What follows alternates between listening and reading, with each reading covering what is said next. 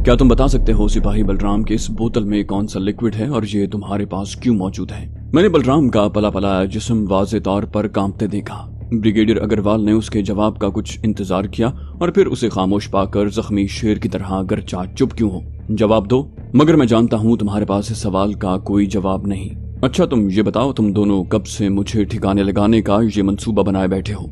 खबरदार इनकार की कोशिश न करना, मैं सब कुछ जान चुका हूँ और जहर की ये बोतल तुम दोनों की तरफ से मुझे हलाक करने की साजिश का सबसे बड़ा सबूत है। बोलो। आखिरी लफ्ज अदा करते हुए ब्रिगेडियर हलक फाड़ कर चीखा। मैंने बलराम को दहल कर बुरी तरह लरसते देखा, मगर वो फिर भी जबान खोलने की हिम्मत न कर सका। ऐन उसी वक्त ब्रिगेडियर अग्रवाल गैज़ो गज़ब से बेकाबू होकर उठ खड़ा हुआ। इस मौके पर मैंने उसे समझाने की कोशिश की। कहा, अपना गुस्सा काबू में रखें सर, ये बहुत दहशतज़दा है। आप बैठ जाएं और मुझे इस नमक हराम से बात करने दें। ब्रिगेडियर अग्रवाल ने हाँ में गर्दन हिलाई और दोबारा कुर्सी पर बैठ गया। अलबत्ता उसके कोल्ड पिस्टल का रुख अब भी बलराम की छाती की तरफ था। मैंने अपना लहजा सर्द और बेलचक बनाते हुए बलराम से सवाल किया। कहा, इस बोतल में जानलेवा जहर है ना? सोच समझकर जवाब देना, क्योंकि कैंटोनमेंट अस्पताल की लेबोरेटरी में 2 मिनट में पता चल जाएगा। कदरे हिचकिचाहट के बाद बलराम ने हाँ में गर्दन हिला दी। ब्रिगेडियर अग्रवाल ने खूंखार नजरों से बलराम को घूरा और फिर एक दहशतनाक हुनकारा भरकर कहा, अब ये भी बता दो कि तुम दोनों मुझे क्यों मारना चाहते हो? मंगत को तो खैर मेरे माल और जायदाद का लालच है, मेरी मौत से तुम्हें क्या फायदा होगा? ब्रिगेडियर अग्रवाल को ये सवाल मैंने ही पूछने की दरखास्त की, जिसका मकसद बलराम की सच्चाई भांपना था। ब्रिगेडियर अग्रवाल की तरह मैं भी उस सवाल पर बलराम के तासुरात का बगौर जायजा ले रहा था। मैंने उसे वाज़े तौर पर मुस्तरिब होते देखा। उसने कुछ देर खामोश रहने के बाद हिचकिचाते हुए कहा, मुझे माफी दे दो, बहुत बड़ी गलती हो गई। मैं 2000 रुपए के लोभ में अंधा हो गया था। उसकी बात सुनकर ब्रिगेडियर अग्रवाल ने एक और खौफनाक हुनकारा भरा और फिर मेरी तरफ देखकर धीरे से हाँ में गर्दन को हिलाकर गोया मेरी बात दुरुस्त होने का इकरार किया कि ये सब मंगत का किया धरा है। मगर मैंने फौरन ही बलराम को मुखातिब करके कहा, अधूरी बात क्यों कर रहे हो? अग्रवाल जी को खुलकर बताओ कि उन्हें कत्ल करने का ये ठेका तुम्हें मंगत ने दिया था। मेरी बात सुनकर बलराम कदरे झिझका। फिर ब्रिगेडियर अग्रवाल को मुखातिब करके बोला, सरकार यही सच है, ये सारा मंगत भैया का किया धरा है, सारा प्लान उसका है। मैं गरीब तो बस धन के लालच में उसका हथियार बन गया हूँ। उसकी बात सुनकर ब्रिगेडियर अग्रवाल ने कुछ सोचते हुए हाँ में गर्दन हिलाई। सगे बेटे के इस कत्ल की साजिश का मरकजी किरदार होने का सुनकर भी ब्रिगेडियर अग्रवाल की तरफ से गैर मामूली हैरत या गम गुस्से का इजहार न होना बलराम के लिए अचंभे की बात रही होगी। मगर वो कोई रद्द अमल जाहिर करने के बजाय भीगी बिल्ली बना खड़ा रहा। तभी मैंने उसे मुखातिब किया। कहा, तुम्हारा मतलब है ये जहर मंगत ने तुम्हें हिला कर दिया था, जो तुम्हें मौका मिलते ही खाने पीने की किसी चीज में मिलाकर ब्रिगेडियर अग्रवाल को देना था? मेरी बात सुनकर बलराम ने कहा, नहीं, किसी भी चीज में नहीं, सिर्फ अल्सर की दवा में, वो भी मंगत भैया की बंगले से गैर हाजिरी में। मैंने ब्रिगेडियर अग्रवाल की तरफ देखते हुए बलराम से पूछा, वो क्यों? बलराम ने शर्मिंदा से लहजे में कहा, मंगत भैया ने कहा था कि खाने पीने की किसी चीज में जहर मिला तो जांच में पता चल सकता है। मुझे उसका हुक्म था कि काम होते ही ये वाली बोतल बची हुई जहर मिली दवाई समेत फेंक देना और नई बोतल खोलकर फ्रिज में रख देना। ये सुनकर ब्रिगेडियर अग्रवाल ने दबे दबे तैश के साथ कहा, अच्छा तो ये बात है, मैं उस डफर को इतने भेजे वाला नहीं समझता था। अच्छा ये बताओ, उसे कैसे पता चला कि मुझे कल रात जरूर अल्सर का अटैक होगा? बलराम ने जल्दी से कहा, आपको अचानक अल्सर का अटैक नहीं हुआ सर, मंगत भैया ने पूरी प्लानिंग से आपकी अल्सर की बीमारी जगाने का बंदोबस्त किया है। उसे पता है कि आपको सीख कबाब बहुत पसंद हैं, इसलिए उसने कबाबिये को खास तौर पर कहकर ये सीख कबाब तीखे बनवाए थे। वो जानता था मिर्ची ज्यादा होने के बावजूद आप हाथ नहीं रोक सकेंगे, जिसके नतीजे में बलराम के यहाँ तक पहुँचने तक ब्रिगेडियर अग्रवाल गुस्से से काबू खो बैठा और वो उसकी बात काटकर उन दोनों को भारी भरकम गालियों से नवाजने लगा। उसका तैश बजा था, अगर सगा बेटा इस कदर हौलनाक साजिश के साथ आपकी जान लेने पर तुल जाए तो दिमाग की तपिश बिल्कुल फितरी है। मैंने उसका गुस्सा कुछ ठंडा होने का इंतजार किया और फिर बलराम से सवाल किया, अगर ब्रिगेडियर अग्रवाल वाकई इसी तरह दवाई पीने से इनकार कर देते तो तुम दोनों क्या करते? बलराम मेरी बात सुनकर कुछ चौंका और फिर शाने उचकाकर बोला, करना क्या था, मंगत के हुक्म पर किसी और मौके पर यही कुछ करते। ब्रिगेडियर अग्रवाल इस दौरान में बार बार मेरे चेहरे की तरफ देख रहा था। मैंने धीरे से हाँ में सर हिलाया तो उसने यकलख्त पथरीले लहजे में कहा, ये क्यों नहीं कहता कि फिर तुम मुझे सांप से डसवा कर मारने की कोशिश करते, वही सांप जो तुमने स्टोर रूम में ग्रीस के डिब्बे में छुपा रखा है। अगर तुम मुझसे सच बोल रहे हो तो फिर ये बात तुमने क्यों छुपाई है, बोलो। اس کے لہجے میں کچھ ایسا تاثر تھا کہ بلرام کے ساتھ ساتھ مجھے بھی ریڑھ کی ہڈی میں سنسناہٹ محسوس ہوئی۔ بلرام کے چہرے کا رنگ یکلخت زرد پڑ گیا۔ وہ بمشکل ہکلاتے ہوئے بولا، وہ تو بغیر زہر کا سانپ ہے سرکار، کاٹ بھی لے تو انسان کا کچھ نہیں بگڑتا۔ میں نے اسے مخاطب کر کے گھمبیر لہجے میں کہا، تو پھر منگت اسے چوری چھپے کیوں بنگلے میں لے کر آیا تھا اور اسے زہر کے ساتھ تمہارے حوالے کیوں کیا؟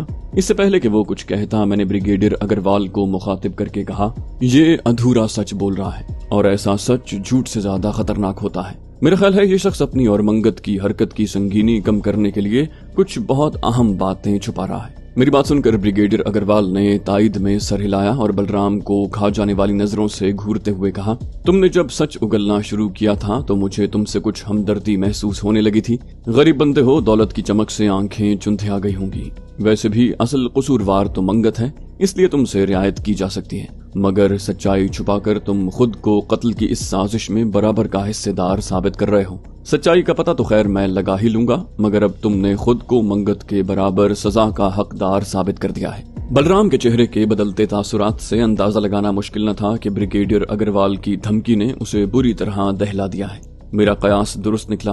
اس نے لگ بھگ فوراً ہی کہا کہ میں آپ سے کچھ نہیں چھپانا چاہتا سرکار، دولت کے لالچ کے علاوہ آپ کی موت سے مجھے بھلا کیا فائدہ ہو سکتا ہے؟ میں نے اس کی بات کاٹ کر سخت لہجے میں کہا، اپنی صفائیاں پیش کرنے کا کوئی فائدہ نہیں ہے۔ تمہاری خیریت اسی میں ہے کہ صاف صاف بتا دو کہ اگروال جی کو زہر پلانے اور اس بغیر زہر کے سانپ کا آپس کا رشتہ کیا ہے؟ بریگیڈیئر اگروال نے گردن ہلا کر میری تنبیہ کی تائید کی۔ بلرام نے ایک گہری سانس لے کر گویا اپنے اعصاب کی شکست و ریخت پر قابو پانے کی کوشش کی اور پھر پژمردہ سے لہجے میں بولا، منگت نے مجھے بتایا ہے کہ وہ کوئی 1.5 سال سے آپ کی جان لینے کے منصوبے بنا رہا ہے، مگر اسے کوئی ایسی ترکیب نہیں مل رہی تھی جس سے آپ کی موت ایک ایسا قدرتی حادثہ لگے کہ کسی کو ذرا بھی شک نہ ہو کہ یہ دراصل قتل ہے۔ پھر 6 ماہ پہلے آپ کی السر کی تکلیف نے زور پکڑا اور وہ آپ کو اجمیر کے وکٹوریا ہسپتال لے گیا۔ وہاں ڈاکٹروں نے منگت کو بتایا کہ آپ کو دوائیوں سے کافی فائدہ ہوگا، مگر تیز مرچوں والے کھانے سے بچنا ضروری ہے، ورنہ آپ کے معدے اور آنتوں میں جو زخم ہیں وہ ایک بار پھر چھل جائیں گے۔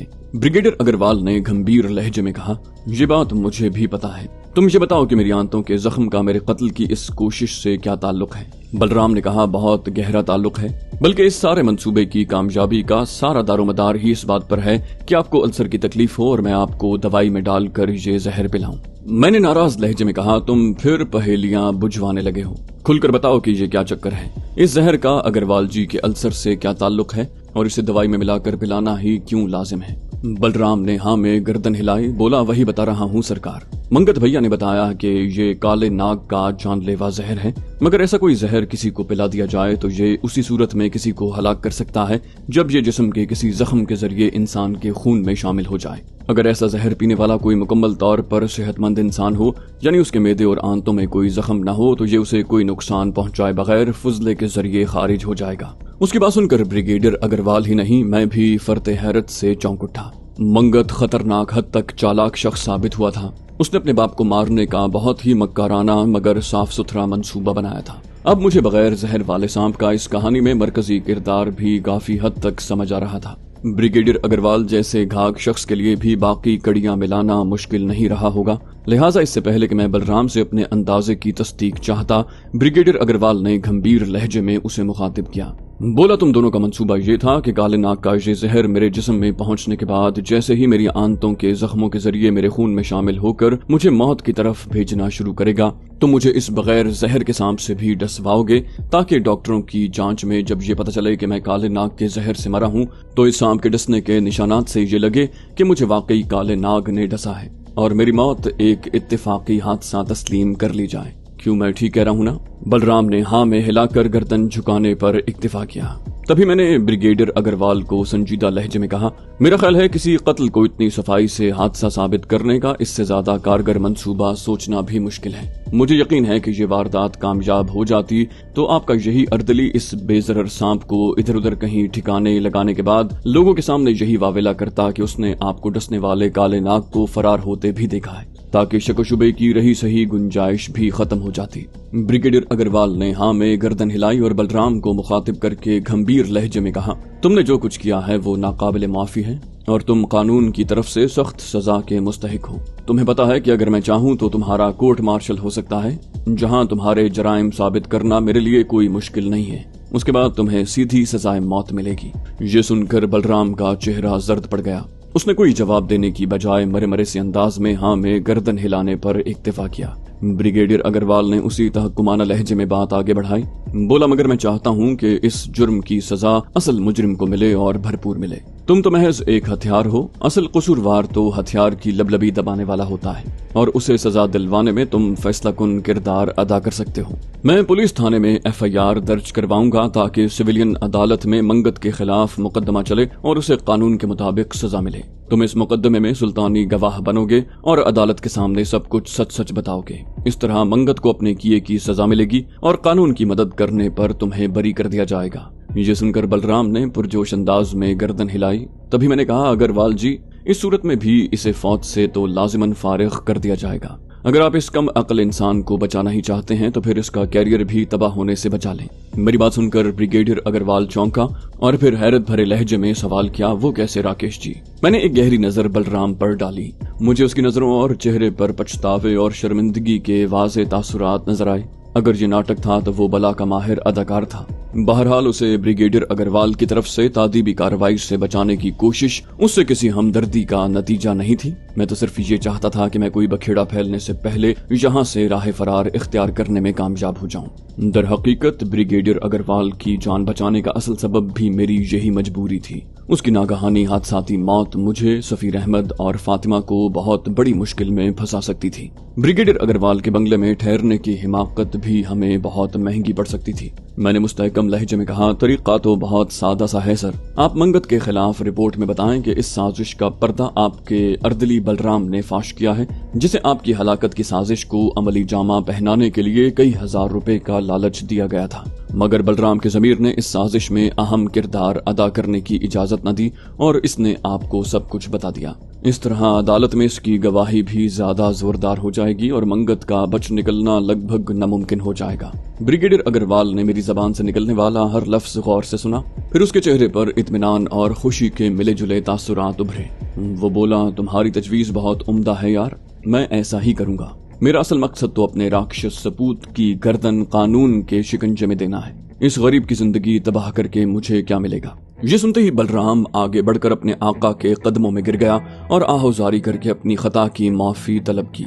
इस पर ब्रिगेडियर अग्रवाल ने यकलख्त अपना लहजा सख्त बनाते हुए कहा, ये क्या बदतमीजी है बलराम? तुम इंडियन आर्मी का डिसिप्लिन बिल्कुल भूल गए हो। मैं कोई सेठ नहीं, तुम्हारा अफसर हूँ। तुम कोई घरेलू मुलाजिम नहीं बल्कि एक फौजी एहलकार हो और इंडियन आर्मी का कोई मामूली से मामूली सिपाही भी जान तो दे सकता है, किसी के कदमों में नहीं लौट सकता।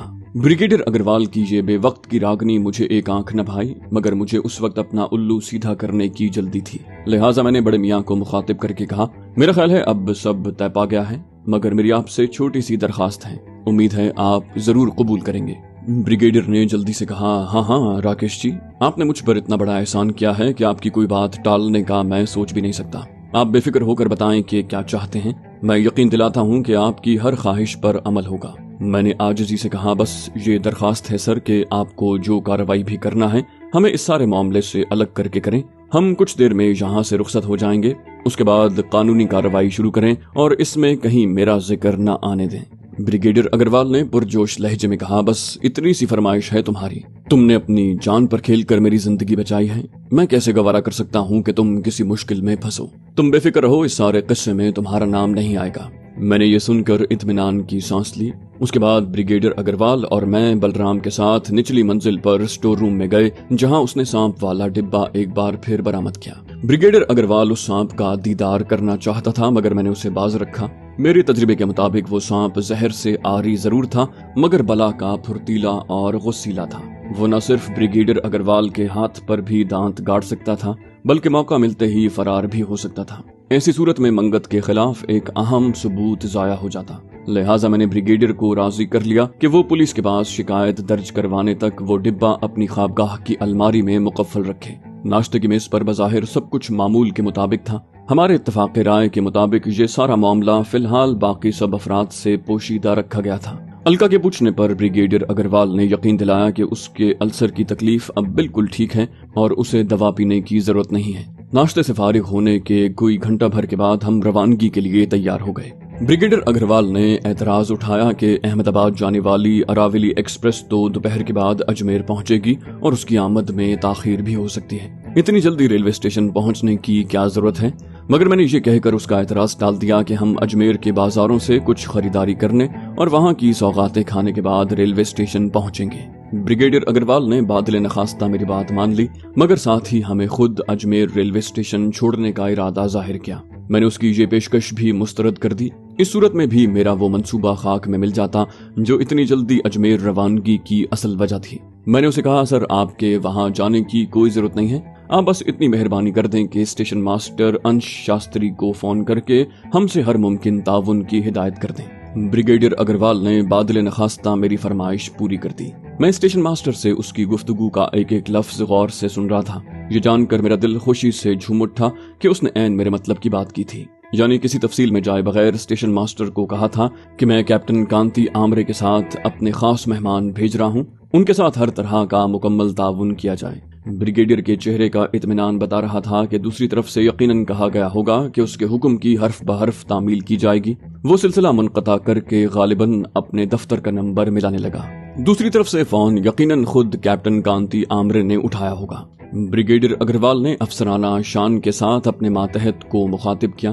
Hello young man, brigadier Agarwal here, تم اس وقت کیا کر رہے ہو؟ وہ چند ثانیوں تک دوسری طرف سے دیا گیا جواب سنتا رہا، پھر قدرے تحکم بھرے لہجے میں بولا، یار یہ انوینٹری لسٹ بنانے کا ٹاسک تم لیفٹیننٹ ٹیکم کو سونپ دو اور 2-3 گھنٹے کے لیے میری طرف آ جاؤ۔ تمہیں پتا ہے میرے گھر کچھ مہمان آئے ہوئے ہیں اور منگت اور جگت دونوں شکار کے لیے گئے ہوئے ہیں۔ تمہیں ان مہمانوں کو ابھی اجمیر جنکشن چھوڑ کر آنا ہے۔ دوسری طرف سے جواب سن کر بریگیڈیئر اگروال نے اطمینان سے سر ہلایا، بولا ٹھیک ہے، تم آدھے گھنٹے تک بنگلے پر پہنچ جاؤ، اپنی موٹر سائیکل پر آنا، تمہیں مہمانوں کو میری جیپ پر اسٹیشن پہنچانا ہے۔ ہاں میری اسٹیشن ماسٹر سے بات ہو گئی ہے، وہ کہہ رہا تھا کہ فرسٹ کلاس کی ٹکٹوں کا کوئی مسئلہ نہیں، جتنی چاہیں مل جائیں گی۔ بریگیڈیئر اگروال نے بات ختم کی تو میں نے ایک بار پھر اطمینان کا سانس لیا۔ اصل میں مجھے تھڑکا لگا ہوا تھا کہ بریگیڈیئر اگروال کوئی ایسی بات نہ کہہ دے جو میرے آئندہ منصوبے کی راہ میں رکاوٹ بن جائے۔ خدا خدا کر کے انتظار ختم ہوا اور کیپٹن کانتی آمرے اپنی بھاری بھرکم موٹر سائیکل پر پہنچ گیا۔ ہماری سب تیاریاں مکمل تھیں۔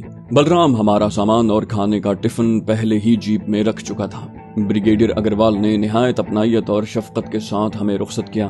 اس نے کیپٹن کانتی آمرے کو زور دے کر کہا کہ ہم اجمیر میں پہنچ کر جہاں اور جتنی دیر کہیں رکنا چاہیں وہ ہم سے مکمل تعاون کرے۔ میں سمجھ سکتا تھا کہ جوان سال فوجی افسر ہم سے اپنے باس کے محبت بھرے برتاؤ کا بغور جائزہ لے رہا تھا۔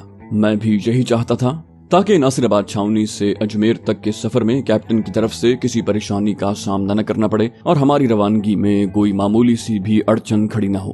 جیپ کچھ ہی دیر میں چھاونی کی حدود سے باہر آ گئی۔ اس کے ساتھ ہی کیپٹن کانتی نے رفتار تیز کر دی۔ شاید بریگیڈیئر اگروال سے ہمارے انتہائی قریبی رشتے کے ادراک کی وجہ سے وہ مجھ سے گفتگو چھیڑنے سے گریز کر رہا تھا اور شاید منتظر تھا کہ خود کوئی موضوع چھیڑوں، مگر جیسا کہ میں نے عرض کیا، میں اب کسی نئے بکھیڑے میں نہیں پڑنا چاہتا تھا، لہٰذا میں نے یوں ظاہر کیا جیسے میں غنودگی محسوس کر رہا ہوں۔ یہ الگ بات ہے کہ اونگنے کا ناٹک کرتے ہوئے بھی میرے ذہن میں خیالات کی رم جھم جاری تھی۔ بریگیڈیئر اگروال والا سنگین باب بظاہر پوری طرح بند ہونے پر مجھے اب اس معاملے میں حالات کی ستم ظریفی پر قدرے ہنسی آ رہی تھی۔ میں نے حالات کے ریلے میں بہہ کر ایک ایسے شخص کی زندگی بچانے کے لیے خود اپنی جان خطرے میں ڈال دی تھی جو حکم ملنے پر شاید میرے ملک کے خلاف جارحیت میں اہم کردار ادا کرے گا، مگر سچی بات یہ ہے کہ مجھے اپنے کیے پر کوئی پچھتاوا محسوس نہیں ہوا۔ میں نے وہی کیا جو بطور انسان مجھے کرنا چاہیے تھا۔ اگر کبھی اس شخص سے میدان جنگ میں سامنا ہوا تو میں اس سے وہی سلوک کروں گا جو غنیم کے ساتھ کیا جاتا ہے۔ وہاں اس کی کھوپڑی کے چیتھڑے اڑاتے ہوئے میرا ہاتھ رائفل کی لبلبی پر ذرا بھی نہیں کپکپائے گا، کیونکہ اسے موقع ملا تو وہ بھی یہی کرے گا، کیونکہ اس وقت ہم دونوں اپنے اپنے وطن کی سلامتی کی خاطر نبردآزما ہوں گے۔ میرا اونگنے کا ناٹک کوئی نصف فاصلے تک جاری تھا۔ بالآخر تنگ آ کر میں نے آنکھیں کھول دی۔ کیپٹن کانتی تو شاید موقع کا منتظر تھا۔ اس نے جلدی سے کہا، بریگیڈیئر اگروال نے کہا تھا کہ آپ لوگ ریلوے اسٹیشن پہنچنے سے پہلے شاید شہر میں بھی کوئی خریداری وغیرہ کریں گے۔